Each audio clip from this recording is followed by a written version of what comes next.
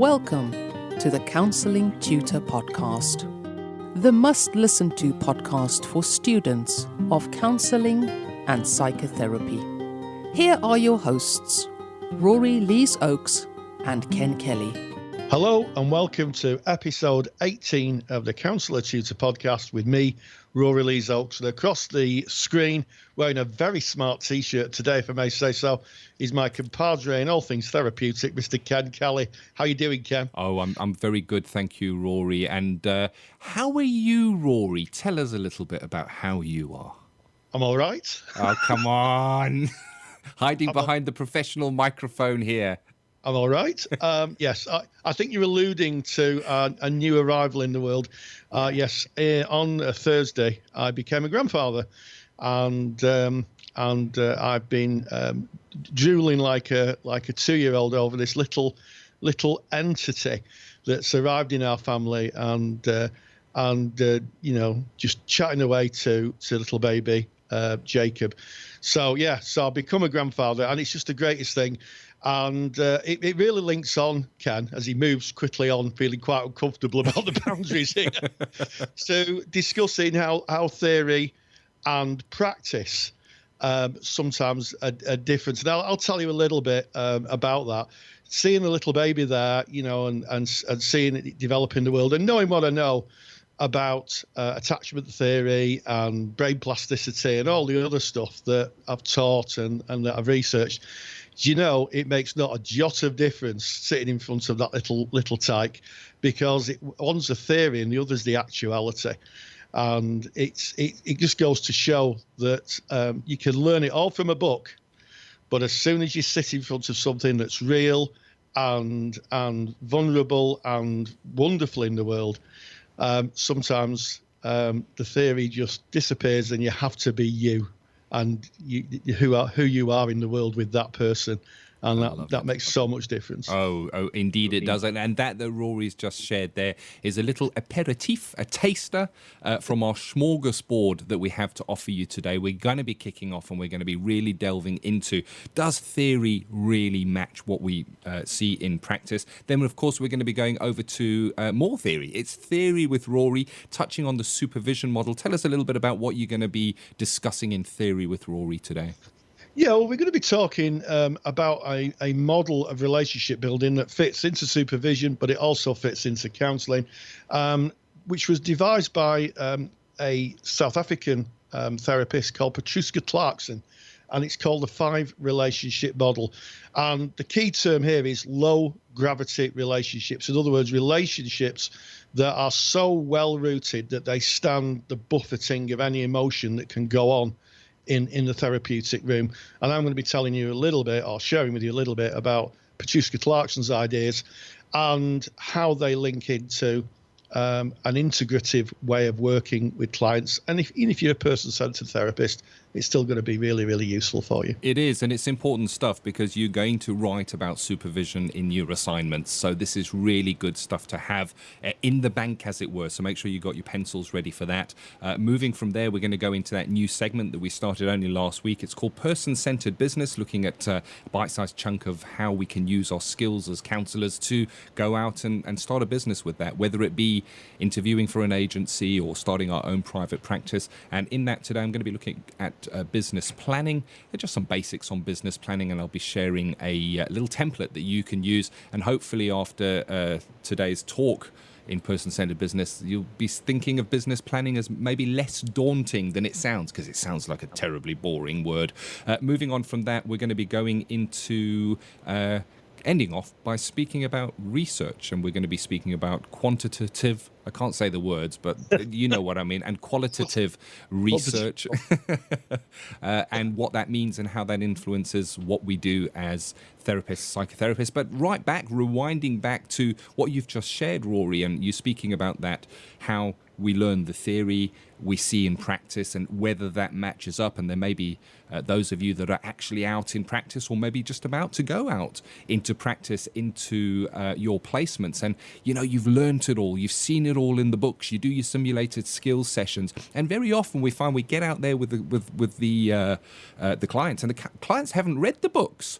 They don't do what what happens in the class, because the rest of your class, your peers you're working with, they have read the books. They know how to be, and very often the theory doesn't match what we might meet in practice. And I think it's really important to point out that the theories are just that. They are theories. They're not facts, else they would be called facts. They're called theories. There are amalgamation. There are ideas, and sure, they've been tested. But it's interesting when you look at the different modalities, you've got different theories that kind of sometimes say more or less the same thing, but they're different theories. Absolutely, Ken. One of the words that I've used through the years is paradigm. A paradigm is something that we can all agree on in science. And if I were to pick a pencil up and drop it on the floor, almost certainly, even here in Mosley, the gravity would work and the pencil would fall to the floor. And it would be the same in any other part of the world. And that's a scientific fact. We can all agree on that. In psychology, there are very few paradigms. In other words, there are very few areas of agreement, which is why there are so many different routes into therapy. Transactional analysis, cognitive behavioral therapy, also person-centered therapy. I mean, the list now, when I started 14 years ago, there's about 500 different therapies, and now they're literally into the thousands. But one of the things that always that binds them all together is the quality of the relationship.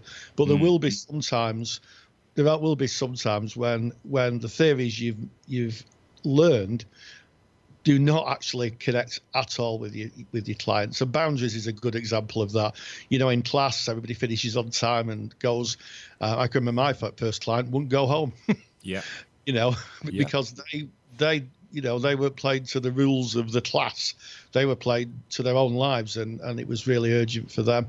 And also, some of it just doesn't fit. Some clients just do not fit to certain theories. And we have to be mindful of that. And certainly when you're writing up case studies, it's always good to find a client who aligns more or less with the theory than trying to fit a client who doesn't into it.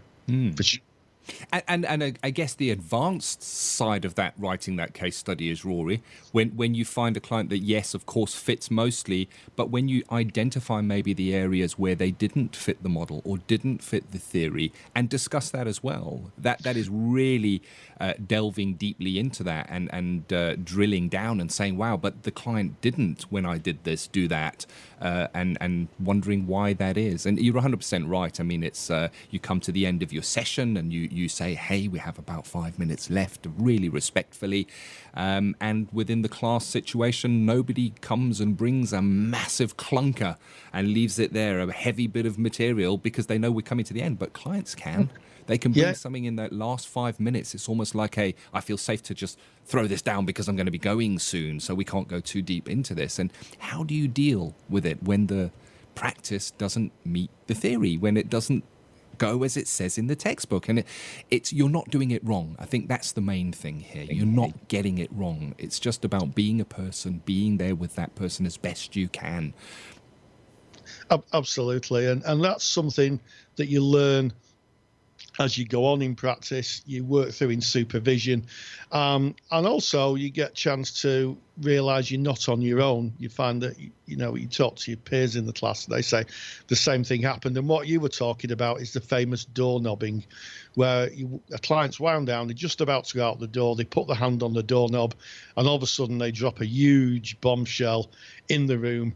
And you have to make a decision whether you want to work with that or you want to kind of put your boundaries in place and say, okay, I hear what you've said. It seems really important to you, but maybe we could look at that in our next session. Depending on what it is, obviously, if it's something that's a risk, you'd have to act on it immediately. But yeah, it's not, you can't learn it all from books. And that's why it's important to have an experiential course, to go into a course with other people and experience it for yourself. I agree with you. And I think it's also why it's really important to understand the different modalities as well, and to look at the different theories and the different ways of thinking. And if you look at Freud, he spoke about the ego, the superego, the id.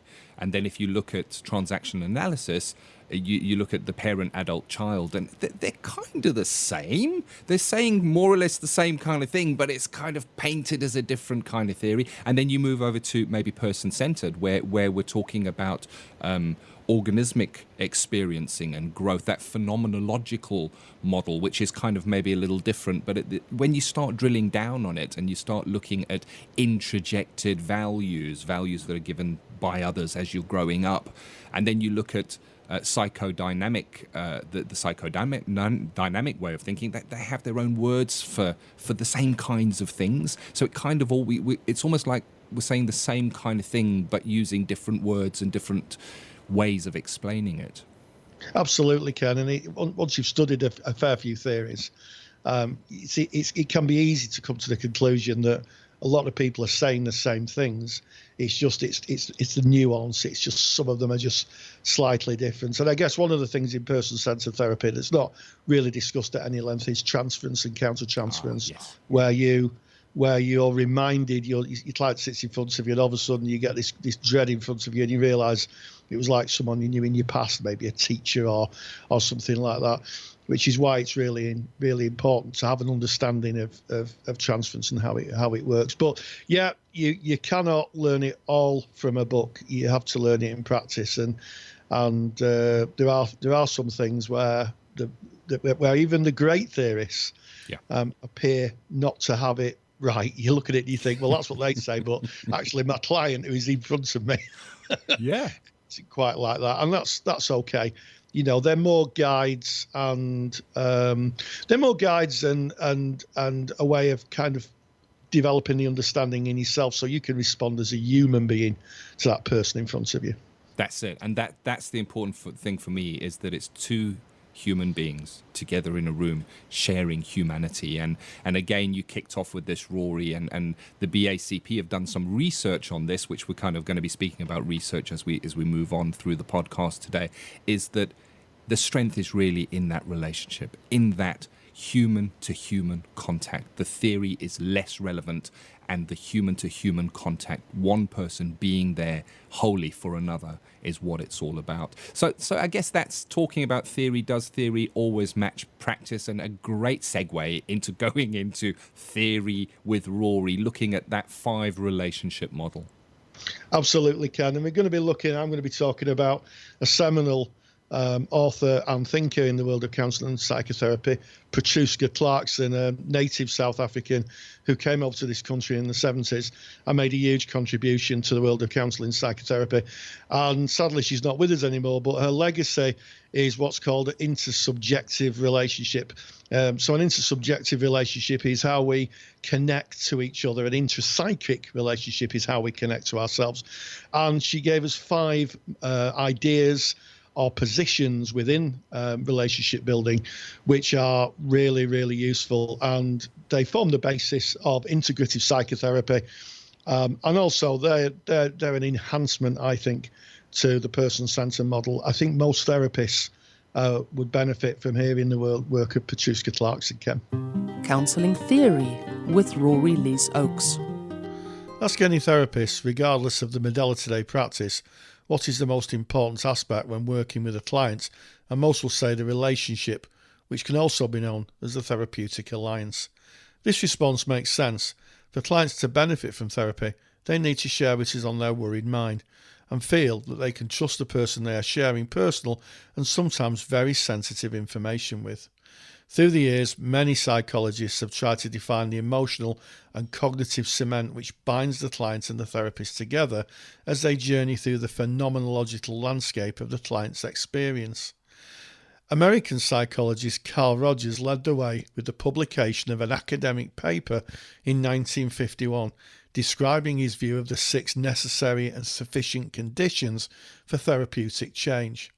Over the years, 3 of these conditions, empathy, congruence and unconditional positive regard, are now considered the bedrock of therapeutic relationship building. In 1995, psychotherapist Dr. Petruska Clarkson, a well-respected researcher and trainer in the world of Gestalt psychotherapy, described in her book The Therapeutic Relationship a multiplicity of relationships in psychotherapy. This became known as the 5 relationship model. It's based in the philosophical idea of intersubjectivity, and it's been described as a relationship between me and another, and find its roots firmly based in phenomenology and humanistic psychotherapy. There are 5 phases of the relationship, and they're described firstly as the working alliance. This is the basis of the client-therapist relationship that enables both the client and the therapist to work together, and will include such things as the contract, the presenting issue, maybe a realisation of both parties that in other circumstances they may not choose to be in each other's company. Counselling contracts usually include boundaries such as times and dates of appointments, duration, how many sessions are offered, as well as confidentiality, limits to confidentiality in the law, and if appropriate, fees. They also include sometimes the tasks of therapy, such as the issues the client wants to look at or change. The contract's really important because it provides some redress to the power imbalance between the client and the therapy, and it provides the client with the ability to make an informed choice. This first stage in Clarkson's idea is very much about building a shared understanding and a really solid foundation, so that if the relationship falters, both parties can return to the contract and try to repair the therapeutic alliance. And this is sometimes known as a reparative phase in therapy, where either the therapist has missed the client said something, and the therapist has misheard or misattuned to them, and the client kind of feels that they've been let down a little bit because of that. If the therapist is thoughtful enough and can work within the contract and say, look, I'm really sorry, I've misheard what you said, there's a very good chance the relationship can be rebuilt again, and then that deep understanding between the therapist and the client can continue and therapy can proceed. The second part of the 5 relationship model is referred to as the transferential and the counter-transferential relationship. Most of us at some time or another have met a person for the first time and find ourselves either strongly attracted or repelled by them. This strong feeling is sometimes rooted in what's called the presenting past, and it's also known as transference. And it's the idea that the client reminds us of someone from our past, and as such we transfer those feelings from the past person onto the client. Therapists need to be vigilant of this. If they feel irritated by a client, they need to explore in supervision where this comes from, as there's a possibility that reacting to the client as they would a person from their past is known as counter-transference and is unfair and possibly emotionally damaging to the client. By paying attention to this, the therapist ensures that the relationship is uncontaminated with echoes of the past, and this allows them to see and experience the client as a unique individual they are. And this is in fact a two-way street, so it's very possible that the client could see the therapist as someone from their past. Could be a mannerism, could be a tone of voice, could be a physical likeness to someone they've known in the past, and they bring the baggage that's attached to that past person into the relationship. And a good therapist would be able to spot that, and if it was quite obvious that the client was reacting to that person in the past, not the therapist, then the therapist may very well address that. And a good way of doing that is to say, do I remind you of anybody? And it's amazing when you ask that question that sometimes people say, well, actually you remind me of my Uncle Fred, and I didn't like him. And the way to deal with that would be to say, well, I'm not your Uncle Fred. I might look like him or sound like him, but I'm not your Uncle Fred. The third position in the 5 relationship model is sometimes known as the reparative or the developmentally needed relationship. Many clients come to see the therapist as the good enough other. There was a psychologist, I think, called Fairbairn, who talked about the good enough mother. And it was an idea that part of a therapist's role is to be a parent, and that doesn't mean that you treat the client like as a child. What it does mean is that you provide that object consistency in the therapeutic relationship, that you're consistent with the client and that your showing of empathy, congruence, and unconditional positive regard is consistent with them. And what happens is Clarkson described this as a reparative relationship, and it facilitates personal growth in the client, and it can correct what Clarkson describes as historic defects in the client's parenting. And that's very apparent in things like cases of abuse or neglect or issues of attachment, where the client hasn't had substantive parenting that has made them safe in the world. And let's remember that parenting, good parenting, is about maintaining the child to I'm okay, you're okay position in the world. And, they feel safe with themselves and safe with others. And if the parenting is inconsistent or neglectful or abusive, then what will happen is that people will grow up to have issues of attachment. They either won't trust other people or they won't trust themselves. Or in some cases, they won't trust either, which can be really, really hard for people. So this third position in Clarkson's theory is that the therapist shows that consistency and does the reparenting just by who they are. And many years ago when I did a child therapy course, one of the really interesting things that I learned to stick with me forever, I think, is that, when a child first comes into the world, you say to it, you deserve to be here, you're loved, you're protected, I'm here for you. And it's something that echoes through the therapeutic relationship. Obviously, you're not treating clients like children, but what you are doing is offering that same level of protection and that same level of engagement as you would a child. And the consequence of that is the client can then start to trust their own internal instincts, start to build their own resilience. And eventually something really extraordinary happens, is that the need for emotional support from the therapist lessens, and the client can self-regulate their own emotions. And as a consequence, the therapy comes to an end because the therapist isn't useful anymore, which is how it should be. The fourth position, Clarkson described as the person-to-person relationship. Now, counselling and psychotherapy relies to a great extent on building a human connection with clients where a deep level of trust is established. And the interesting thing about this is it transcends any modality. It doesn't matter, and the research bears this out, it doesn't matter which modality you practice. It'll only work to a greater extent if the client is in a trusting position, feels safe and secure in your company. So Clarkson's idea was that if you could build that, then you have a better chance of therapy working. Now, Carl Rogers developed this idea with the 6 necessary and sufficient conditions. But Clarkson went a step further. She quoted the philosopher Martin Buber, who described the philosophy of the I and thou relationship, which has at its core a real emotional connection. And it's what makes therapy different from any other professional relationship.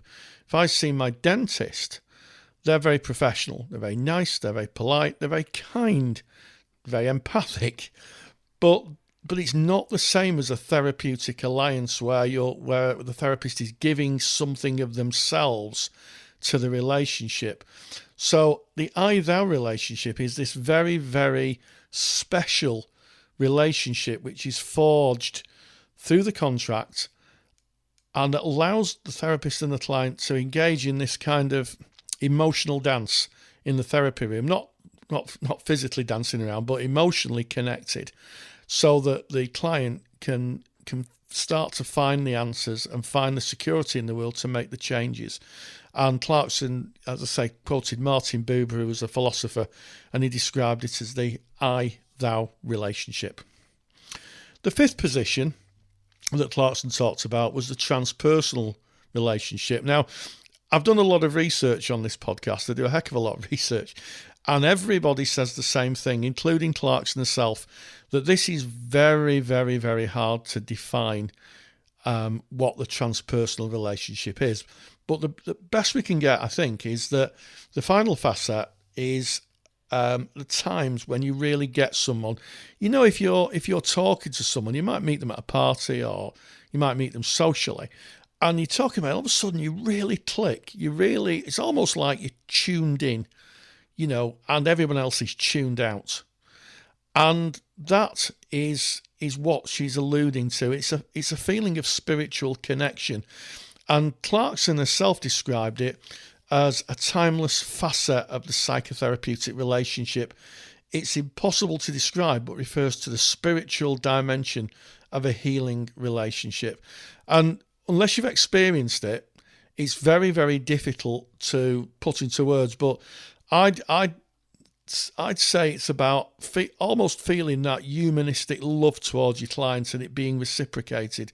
The fact that you're two human beings treading this path of a journey where the client is trying to find the answers.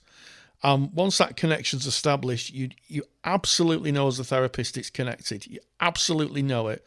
But to write it on a piece of paper, really, really difficult. Clarkson's work has been cited by many as the basis of integrated psychotherapy, and it comes from a position of being modality neutral. So there's a couple of things there. Clarkson developed this model as a basis for any other therapy. So it extends person-centered therapy a little bit. It's humanistic, Clarkson's idea, but it does talk about transference and countertransference. And it's really interesting that Rogers himself alludes to it, but he doesn't talk a lot about it in his texts. He talks about the kind of conscious connection between clients and therapists. But we do know that transference and countertransference in the therapy room do occur. So Clarkson alludes to that. And also the contract. Very important that she's talking about the contract and how that contract can act as a foundation to build security between the therapist and the client. It's almost like the whole therapeutic house is built on the contract. And if the contract isn't solid and understood and accepted, everything else becomes a little bit wobbly.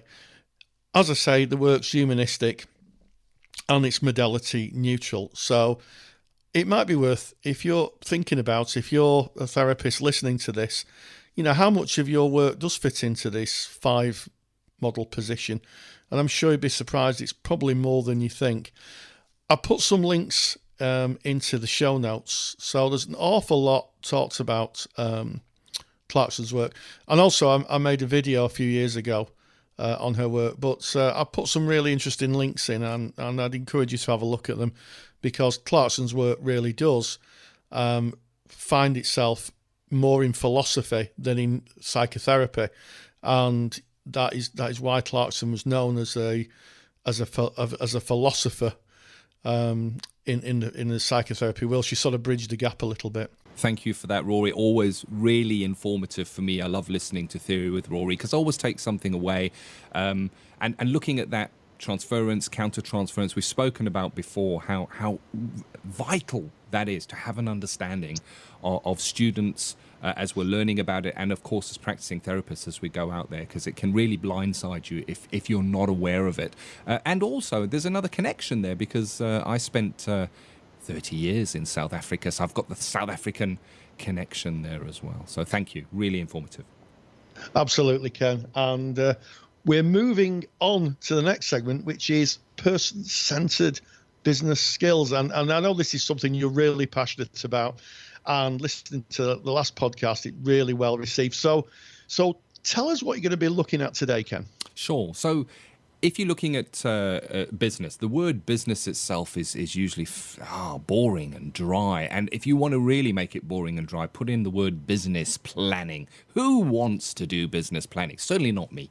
So I'm going to be touching on how we can, as therapists, do some business planning that is not boring, that is not dry, that is actually informative and quite fun to do. And I've got a little bit of a giveaway as well of my template that you might like to use and download, which you can get from our show notes page, but I'll give you that information in Person-Centered Business. Person-Centered Business with Kenneth Kelly. Today in Person-Centered Business, I want to have a look at business planning. And I remember when I first heard the word business plan, I thought, oh, here we go. How boring can you get? And I hope that today you're going to find that business planning doesn't have to be boring.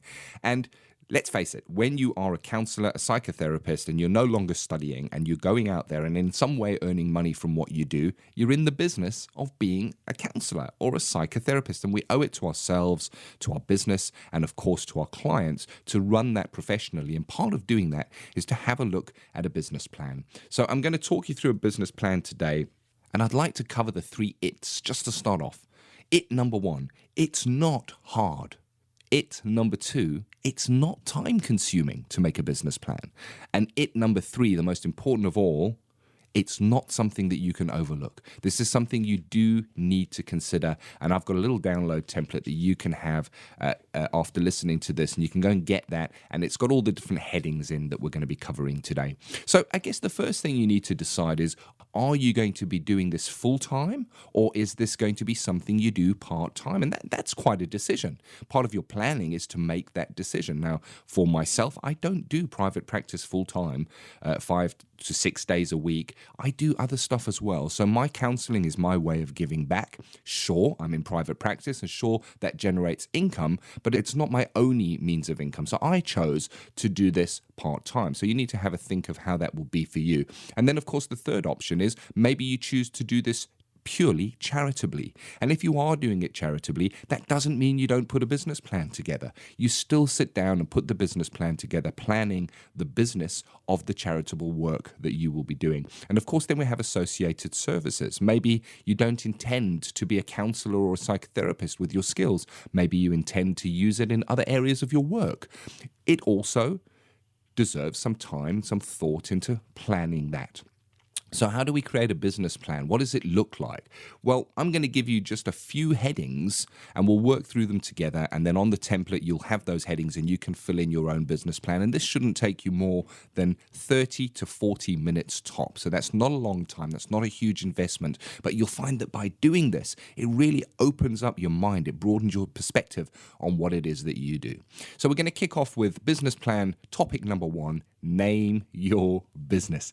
Now that sounds like an obvious one. Of course we're going to name our business, but have a think. What does the name of your business mean? Does it denote what it is that you offer? So for me, my private practice is called Warrington Counselling. Why Warrington Counselling? Well, because I offer counselling and I'm based in a town called Warrington. And because I do face-to-face counselling, I can only truly market into the city or area that I work in. So Warrington Counselling felt like a good fit for me. Many counsellors may choose to use their name. Maybe you look at what it is that you do. Maybe you do bereavement counselling and you want to bring that in something. So it's about having a think of what is the name that you're going to register for your business. What name is going to be out there for your marketing? What name is going to represent your company? And keeping in mind that that name should give the person who reads it some kind of information about what it is that you do. Topic number 2 is the vision of your business, and you want just a few sentences on the vision of your businesses. And there's a really corny saying, if we don't have vision, we can't see, and it's true. We need to have a vision. We need to know where it is we're going. So what is that vision? So for me, the vision in my part-time counseling business was to dedicate 2 days per week, 2 full days to counseling. And the vision was to fill those slots on those 2 days. So when I have that vision, I can then say, well, what 2 days are going to suit best and choose the 2 days. So the vision allows you to plan. And then once I say, okay, it's day X and day Y, then the vision can go a little bit further into thinking, well, okay, then I need to market to fill day X and day Y. What kind of marketing can I do to fill up those days? So have a think about the vision of your business going forward. And then this one is so often overlooked. Who is your market? I can promise you this. If you try and be all things to all people, you end up being nothing to nobody. And that is a marketing principle. The more you niche down, the more specific you are, the more successful your business will be. So again, I'm going to use my private practice as an example here, Warrington Counselling. Well, I counsel people in Warrington. So already I'm starting to niche it down. I'm defining the area that I work in.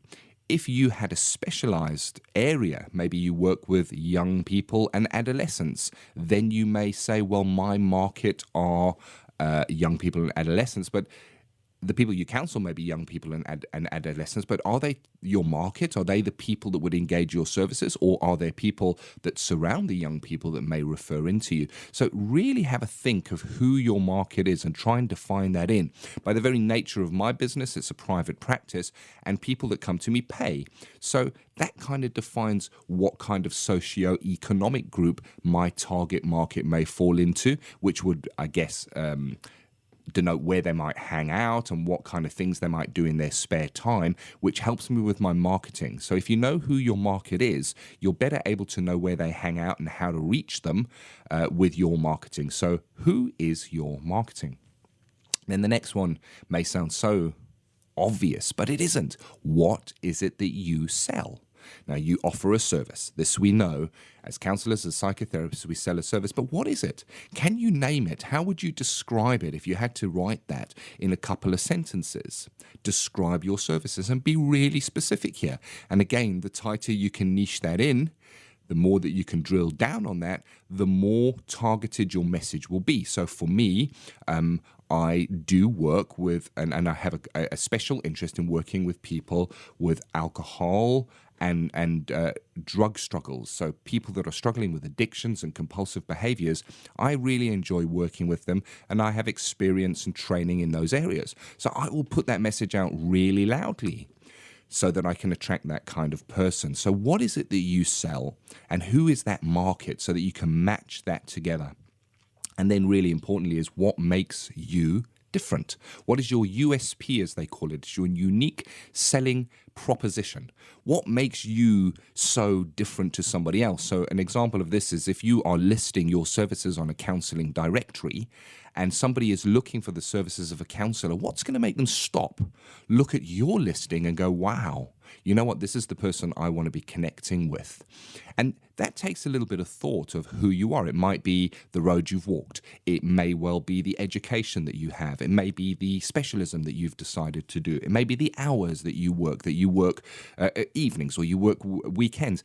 But by defining yourself, by becoming a specialist, by finding a unique proposition that you have that nobody else has. And the truth is, you do have one. Everybody has one. It's about thinking about what that is and finding it. And this business plan is going to help you do that.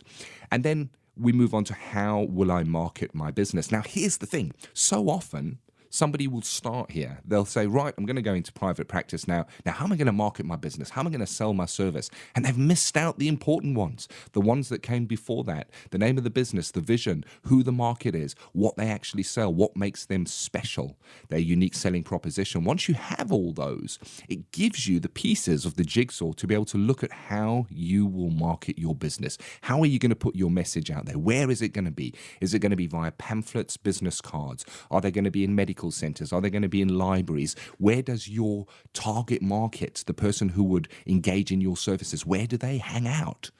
So there you go. The marketing comes once you have the idea of the basic business plan, but worth putting on your business plan as well, and it is one of those topics. And then the goals. This is the last one.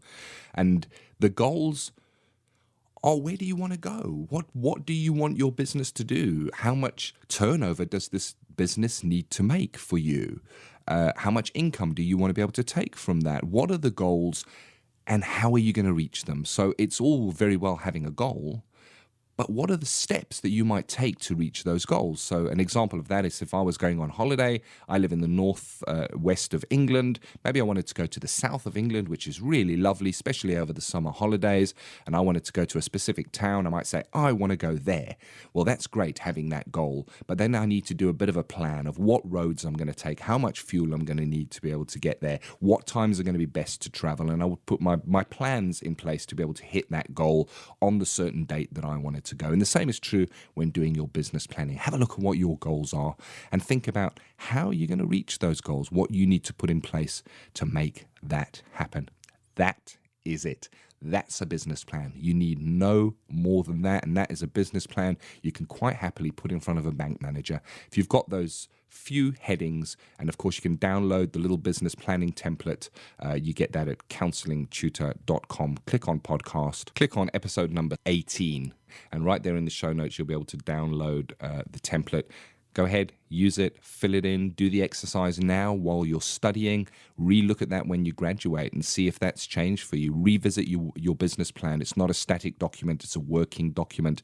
It grows as you grow, it changes as needs change and as your requirements for your business change. So there is a little bit of information on business planning. I hope this has been useful. Ken, when you're searching for your tea bags, do you do any research? I certainly do. I think to myself, where am I going to go? I think I'll start in the kitchen and then I know which cupboard.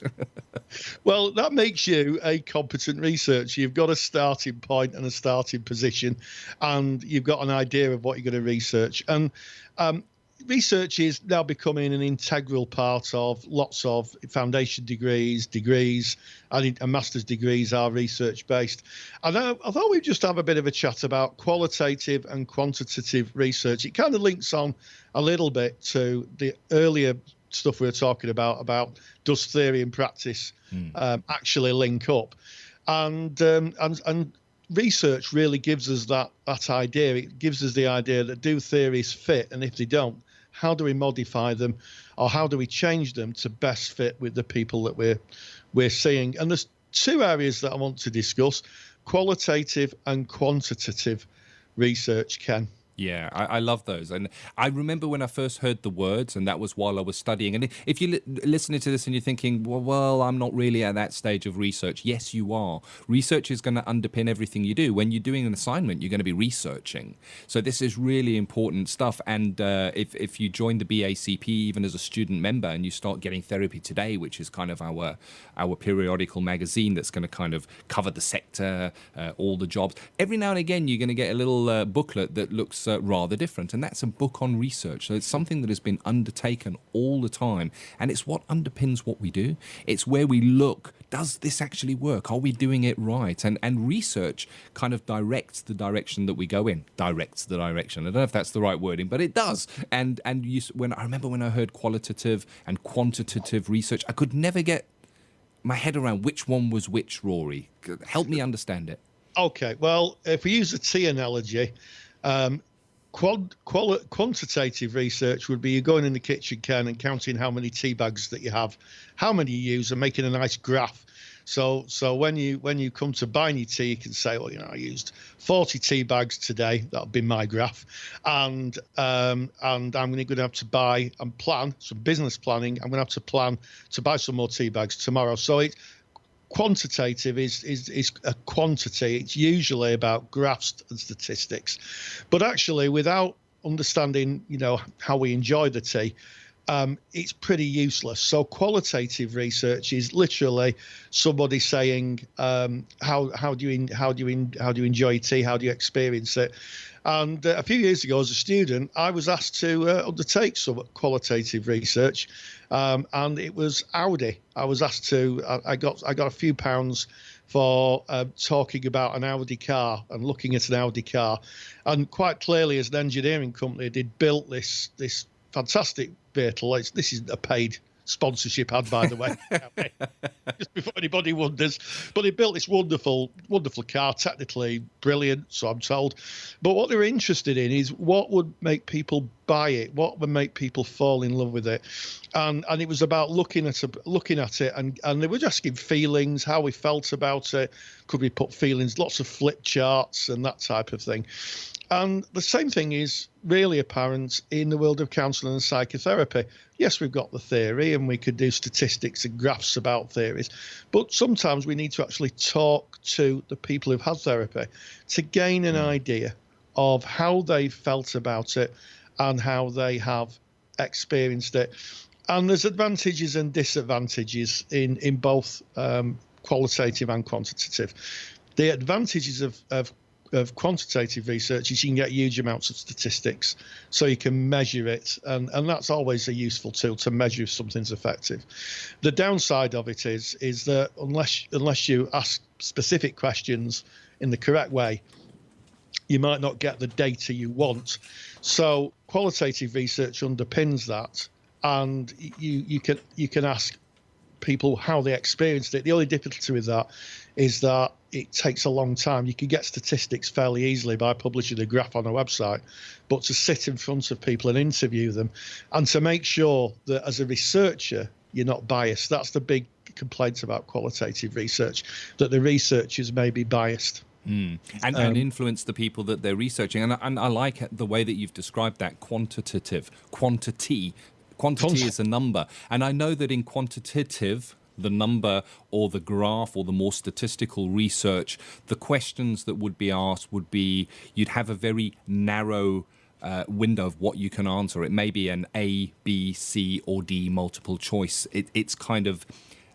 what's the word I'm looking for? It's very structured in how you can answer it. It's going to be either one of these, whereas in qualitative, which for me kind of gives the word quality, that's how I remember it, and for quality of something you'd have to ask a person, you might have more scope. It might be an area where you would say, describe how you feel about, and you've got more free reign there. So quantitative would be more restrictive in how you can answer that, and qualitative you would have more, I guess, leeway. Yeah, and it depends what research outcome you want. I mean, if you're walking down the street and a nice person with a clipboard accosts you and says, "Can I ask you about your beard shampoo?" and then they say, "Do you wash your beard once a week, twice a week, 3 times a week?" or never, you tick that and you go through. You can produce a very expansive set of figures that you can use for things like marketing and advertising. 9 out of 10 beard users use beard oil, beard spray. That's not a paid product either. I don't think it exists. But beard wash, perhaps that's the business we should go into. But that's how they used it. In the world of medicine, they're not just interested in the headline figure of how many, how often, and how much. They're interested in how people experience it, because let's face it, you might have a huge amount of figures saying how clever something is, but if someone doesn't actually like it, then they're not going to get the best benefit out of what the therapy is being used for. So qualitative, quantitative, it's always a balance, and it's the qualitative that always usually takes the longest to get, in my experience, Ken. It is, but it is also, I guess, the most valuable, because it's really from more heartfelt, I guess. And if you're looking at research and thinking, well, maybe that's not something I would ever go into, I would think again, because if you're in an agency where you're doing an assessment with the client as they come in and checking where they're at, and then maybe doing an assessment as they leave and checking where they're at, and then comparing the two, you're doing research. You're working out they started here and they ended here, and you're trying to work out what the difference was, what the change was. So it's something that affects all of us. And I just want to do a proper paid plug ad here. So not for Audi or what's it, Weirdo Beard Wash. Weirdo Beard Wash, yeah. You can tell that, but we've both got beards. We're obsessed with beards. I don't think Weirdo Beard Wash is going to be a winning product, to be honest. I don't know. But here's the proper paid plug, I guess, is we've got the counselling study resource, which is basically a place where we've got a whole pile of resources for students of counselling, psychotherapy. We pop them all in there. There's a whole section on research, and Rory wrote an easy research guide, which really goes in depth, and it's got a whole pile of links there as well. So if you are doing any research, that will be really, really welcomed in your studies, I guess, and you can find that just by going to counsellingtutor.com. That's our home website, and click on the Counselling Study Resource tab. You can't miss it. It's big and bold on the page, and go and have a look and see if that would be a fit for you. But this has been an interesting podcast, hasn't it? It has, and I'm reminded, which is in my mind, our little grandson. I'm going to be visiting this afternoon, well, on the day this is recorded, and I'm going to be yet in wonderment of the human condition, Ken. Yeah. And also girdling and gurning like a 2-year-old, I suspect. Oh, well, I can feel the excitement, Rory. I can see it on your face. It's been great to touch base with you, and I look forward to touching base with all of our listeners, of course, in our next episode. It's episode 19. I was mindful when we announced this is episode 18. It's almost a coming of age. I know in many cultures, 18 is kind of a milestone. It's a coming of age, and here we are at episode 18. Episode 19 next week, and of course, we love being with you. Please share your comments. Go onto our Facebook group. It's easy to find. Counselling Tutor. Put that into Facebook and you'll find it, or go to counsellingtutor.com, click on the Facebook link and join in the conversation. We'd like to hear from you. We'd like to know what you think's working, what's not working, what you want to hear more of, because at the end of the day, we do this for you guys. Absolutely, and we're so grateful of the reviews that you're giving us on the iTunes. It means so much, because Ken and myself put a lot of work in, and it's been so much where people are giving us reviews on the iTunes. So if you are an iTunes subscriber and you listen to this podcast, why don't you just give us a review and share what you think of our work for our research purposes. Oh, I like that. And it's quantitative and qualitative, because we get to see how many stars. That's quantitative. And then we get to see the comments that people leave. That is qualitative. You see, there's two kinds of research in one on those iTunes review. That's great homework for everyone to do, to go leave us a review so you're doing that research. And of course, the show notes for today's episode are counsellingtutor.com. Click on the podcast tab. It's episode number 18, and of course you can get that little business plan template download there as well if you want to do some business planning for your therapy business. From me, Ken Kelly, it's been an absolute pleasure being with you today, and I look forward to speaking to you next week. Yep, and I'll see you further on down the podcast. Stay grounded, and as always, stay safe. Thank you for listening to the Counselling Tutor Podcast. Find the show notes for this episode on our website at www.counsellingtutor.com.